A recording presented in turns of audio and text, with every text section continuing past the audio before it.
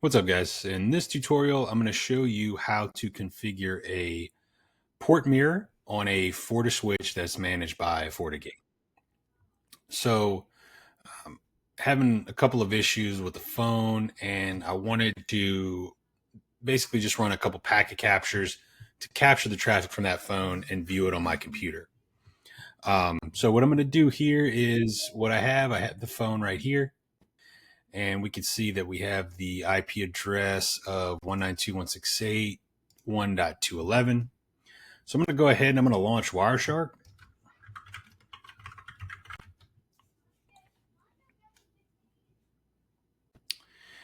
And I'm going to select my Ethernet interface. And my device right here is in port 5.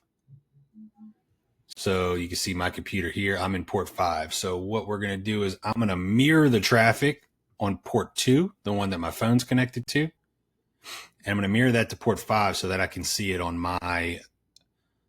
it'll show up here when I'm running my packet capture.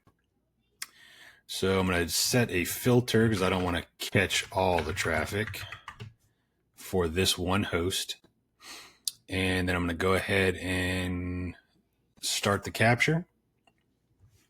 Now we haven't set up any port mirrors yet, so we're not going to see any packets hitting my device from that port 2. So now at this point, we need to set up the packet capture. So we're going to launch the command line on the FortiGate. And we're going to do config manage switch controller. If I can type, manage switch. Then we're going to do edit. And then you're going to do whatever switch that you want to, set up this port mirror on. In my case, it's going to be my home MDF switch. Once we're there, we're going to do config mirror. And then we're going to do edit, and we'll just call this one phone T shooting. And then we're going to do set switching packet. And what this is basically you just want to allow that port to also pass traffic when you're mirroring. So yes, we do want to do that. So we're going to go ahead and enable that. For the destination, we want it to be port 5 because that's the port that my computer is plugged into. So anything mirrored is going to be sent to port 5. And then there's 2 other settings that you have to do. Let's see, set source ingress. And then I'm just going to put port 2 for that and source egress. Basically, it's just the direction of packets, coming in or going out of that port.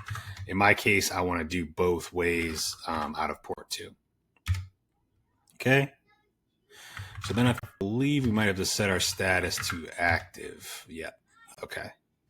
So here we have it. Once we're in the mirror, once we name it, we're going to set that switching packet enable because we want that port to also pass traffic along with the mirror traffic. And then we want to set the destination to my device so that I can see those packets when I run Wireshark.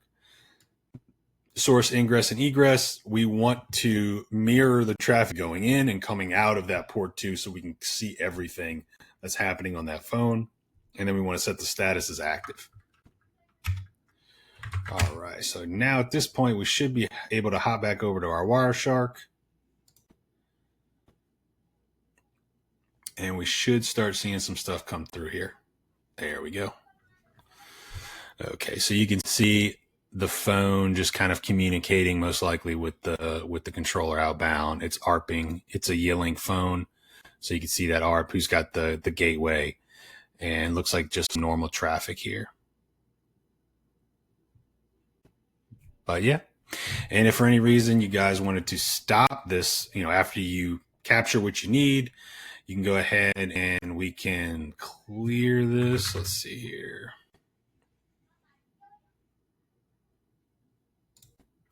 And we'll do config switch controller. So we'll manage switch, edit the switch, config mirror, and then we'll do set. If we just want to, maybe we want to take a look at it, we don't want it to continually be mirroring that traffic and sending it to our port, we'll set the status.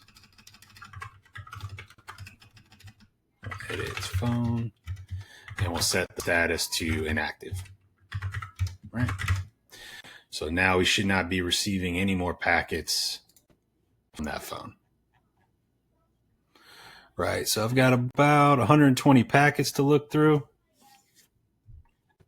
123.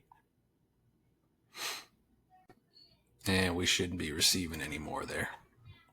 So this is a really good troubleshooting tool. I use it all the time. This should be available on every level of FortiSwitch. And, you know, sometimes vendors will ask to set these up so that they can see the specific traffic. It can also be done on Fortiswitch trunk links. If you have a service like, I believe it's Dark Trace, some of the other services out there require a port mirror on your uplink from your switch, your switches to your firewall, so that they can see everything coming and going. So it'll work on FortiLink ports as well. So I hope this was helpful for you.